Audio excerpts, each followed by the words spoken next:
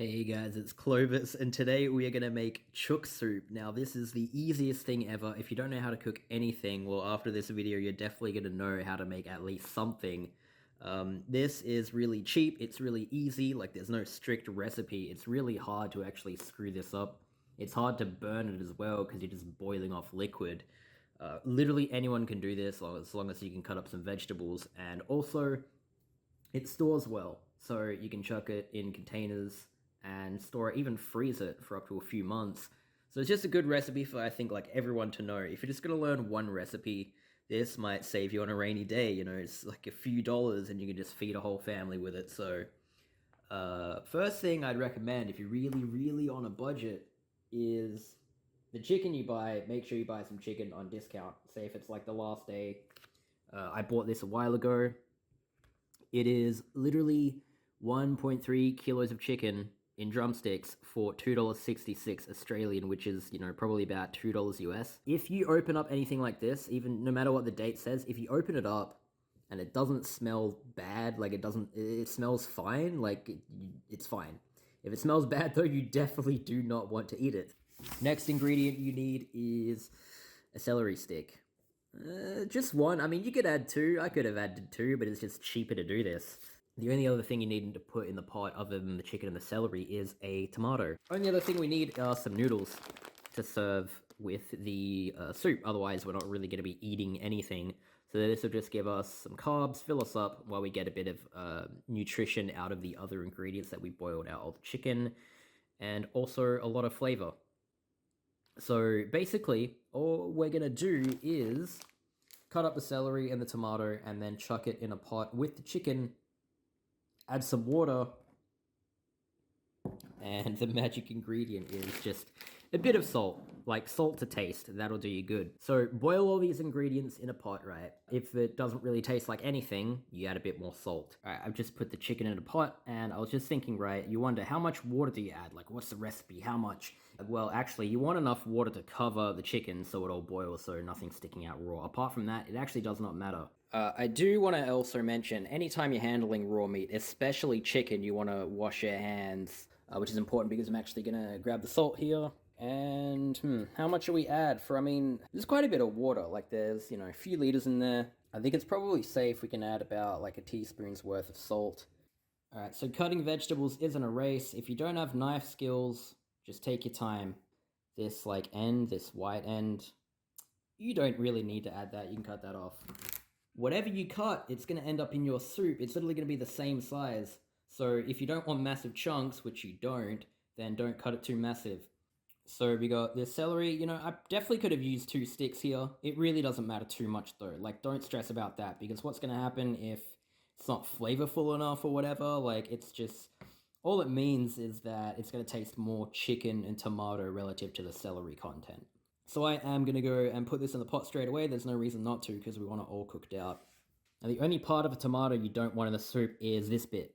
The thing, I don't know what you call it. Stick your knife in. Chop either way. I've kind of just created 2 cuts either side of it, and you can probably just, yeah, pull it out like that. Like, as long as you don't have massive chunks, you will be able to fit it on a spoon potentially. And at the end of the day, as long as it's all boiled out into the pot and we get all the flavor out of it, it doesn't actually matter. You know, I was going to cut that all fancy, but it actually doesn't matter. It's all going to boil up. Doing my best. You know, don't cringe too hard. It's the best part of this. You don't have to cut everything up all fancy. It's not fine dining. So I'm going to chuck that in the pot as well. And obviously the point of boiling, cooking, pasteurizing in general is to cook off all the germs of something. If you eat raw chicken, you're going to get sick. It's just a fact. We know that. I didn't really need to tell you that. But when it's boiled off, we get all the nutrients out of it in the water. Note that water is what boils at 100 degrees Celsius. So what happens is, long story short, is that the water in this will boil off before anything else does. So you will lose water content, which means you'll have more of everything else, which means the more water you boil, basically, the more flavor there will be relative to the water content. Just checking back a few minutes in, it's already looking a bit more palatable. If you ever get stuff on the sides, you do want to scrape that off just so it doesn't burn. So with the lid on, it's going to keep the water so it won't reduce, but later on, once it's all boiled and cooked, we can take the lid off and reduce it. And we're back after a shower. You can see with the lid, usually it has like a hole that lets steam out. It's reduced quite a bit. So now is a good time to check up on it. So I take the lid off. Again, you can skim out all the parts you don't want. Everything in here, like once it's cooked, is actually safe to eat. Some of it might not look appetizing, but again, if you're on a budget, like if you're really on a budget, every calorie counts, and you might just want to eat basically everything that isn't pure bone or cartilage, honestly. One last thing I should probably mention is that after a while of cooking this, you will actually smell it. I actually wish that I could demonstrate that in a video, but we don't have smell-o-vision. So just, you go back into the kitchen, you will smell, it would actually smell like soup is cooking in your kitchen. And at that point, you can taste it, because it's actually cooked at that point. Yet again, we're back, and I'm just going to taste it again. Remember last time we added a bit of salt, we let some more water boil out. Did leave it covered, but I will leave it uncovered if it's still too watery to let more water boil out. Let's taste it.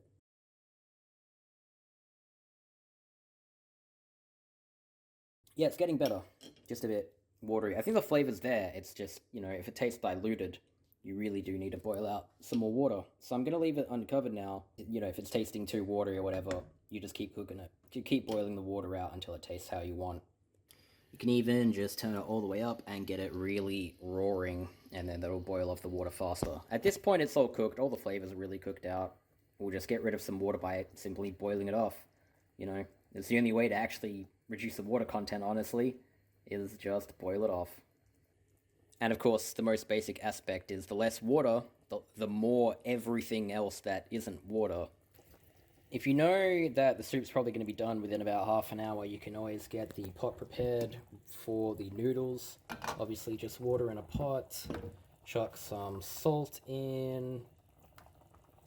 Yeah, we're just going to heat up this water so that when I taste this soup and it's ready, I can just chuck the noodles in and then cook them, and then we can serve. Isn't that exciting? And as you're looking at this, just that steam, all that is just water leaving the pot, and everything else in there stays, and it gets more tasty. And also to let you in on a little secret, I actually literally just bought these to gauge the price of them, and I'm not actually going to use them. I mean, I could, but I just have containers full of stuff in the cupboard, so these are great for soup. If you ever find these are probably the best thing. Well, in my opinion, they are. Keep in mind that these will obviously absorb water, so that it'll end up being a lot more than you think it is.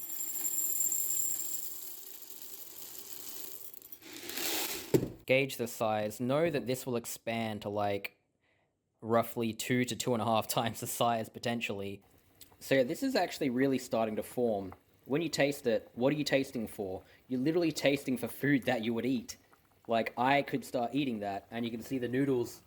Well, the water is actually going off, so we are going to take off the lid. It's heated up enough. And we're going to just chuck our noodles in. And yeah, I mean, this, you can turn it down. If it's ready, like ready, you can turn it down, and there's no risk of really anything wrong by the time the noodles are cooked. Like, as soon as the noodles are all boiled and ready, we can serve. And if you want to know when the noodles are ready, well, it's not going to be ready now, obviously, but you literally just take one out and you try it. If it's too hard, if you're biting into it and it's like a rock, well, you need to give it more time. Yeah, so if you can see, the noodles have absorbed a bunch of water and they're rolling. It's been boiling for a while. Just try one. Obviously, be very, very careful. Yeah, they're done. So I am going to drain these off and then pour them into a bowl. So yeah, we obviously drain the noodles. It's not rocket science. There it is. I just filmed the last bit upside down, so I have to show you this there. So this may be a bit awkward to show one-handed, but we are literally going to just fill our ladle with the broth, transfer it over. It's really that simple. And you can see we catch some vegetables and chicken in there, which is pretty cool. And just enough broth to cover the noodles is enough. You can stretch this out as much or as little as you want. That honestly is fine. I mean, this did end up being less than I expected it to, but that's fine. This is still a meal. And then what we can also do is, you probably want to grab tongs for this actually. Get yourself a piece of chicken. Look at that, right on top of the soup. Because you boil the chicken, it just comes right off the bone. It probably actually looks more red to you on the camera than it does in person. In person, this actually looks white, like brown white. Like it's honestly, this is cooked, I know it for sure, so don't be scared. And it has been boiling for over an hour, so there is no way that this isn't cooked. So yeah, you just grab yourself a spoonful. You see I've got some noodles, some chicken, and some vegetables, and I'm gonna eat it. Yeah, it's food. It's good. Obviously, it's like it's summer in Australia, so it's not particularly soup weather, but it's just good food. Like it just tastes good. It's not the most exciting thing ever if you were to eat this all the time, but I'll tell you what, the fact that for like a few dollars you can make this food like this will feed someone potentially for a whole day. This amount of food could seriously get you through a day. And I mean, look at how much there still is, and look at all these pieces of chicken. There was like 6 pieces of chicken total. And remember, all the nutrients from the chicken and the vegetables are all boiled out into the water. So when you drink the broth, it's quite healthy. You just probably want to chase it down with some water or a sweet drink if you have the budget for that. But the second best thing to drink with this, no joke, is water. I'm not kidding. Like because it's so salty. It's not excessively salty. You don't have to make it this salty, but I think it's best when you do add more salt. I think the salt is really just what enables a dish to come together when you're just boiling 3 ingredients, basically. You'll notice that the liquid, like a lot of the fat in the chicken has been boiled off into the liquid. What the chicken still has is the protein. So as you're having, bits of chicken with your food, you get yourself your protein, your carbs, and then also some nutrients from the vegetables. It tastes quite good, and it's dirt cheap. And man, it's just so easy to make. It's so hard to mess this up if you actually just check on it every now and then. It gets better as it sits there. That is chook soup. I know I explained everything, all this stuff in detail that I probably didn't need to, but I just wanted to like really communicate and get the point across of how exactly a meal like this works so that you can understand and get a better grasp and control of how you make it when you make it in the future. I'm probably going to ramble forever if I keep talking like this, so that is chicken soup, chook soup, whatever you want to call it. I really hope you guys like this video, and I really hope that, if you think you can't cook, just try this, because I think when you realize how like you are capable of making good food that you could eat and other people would eat, that will really boost your confidence in cooking. And it's important because if there's one skill I think everyone should know, it's cooking. Because think about it, what do we need to live? Water and food, right? They're like the 2 things we need to live. And water, you can just pour it out of the tap, but food, you got to kind of cook food. Everyone should know how to cook food just so they can save themselves a buck here or there. And, in a situation where you can't just get food delivery all the time, or, short on money, it really pays off to learn a recipe that's so simple, so tasty, so reliable. Pretty much always get these ingredients across the year.